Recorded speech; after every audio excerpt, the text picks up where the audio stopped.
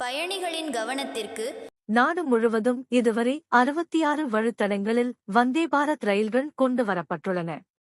மற்ற ரயில்களின் நேரத்தை மாற்றியும் தாமதமாக இயக்க வைத்தும் வந்தே பாரத் ரயிலுக்கு அதிக முக்கியத்துவம் அளிக்கப்படுவதாக சர்ச்சைகளும் எழுந்துள்ளன.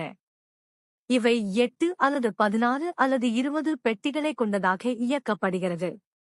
சில வந்தே பாரத் ரயில்களுக்கு மக்கள் மத்தியில் வரவேற்பு இல்லை என கூறப்படுகிறது. அந்த வரிசையில் செகந்திராபாத், நாக்பூர் வந்தே பாரத் ரயில் இடம் பிடித்துள்ளது. மகாராஷ்டிரா, தெலங்கானா ஆகிய மாநிலங்களை இணைக்கும் வகையில் அறிமுகம் செய்யப்பட்டது. வாரத்தில் செவ்வாய்க்கிழமை தவிர்த்து எஞ்சிய 6 நாட்களும் இயக்கப்படுகின்றன. இந்த வந்தே பாரத் ரயிலில் 80% இருக்கைகள் காலியாக செல்கிறது என தகவல்கள் வெளியாகியுள்ளன. மொத்தம் 1440 இருக்கைகள் உள்ள நிலையில்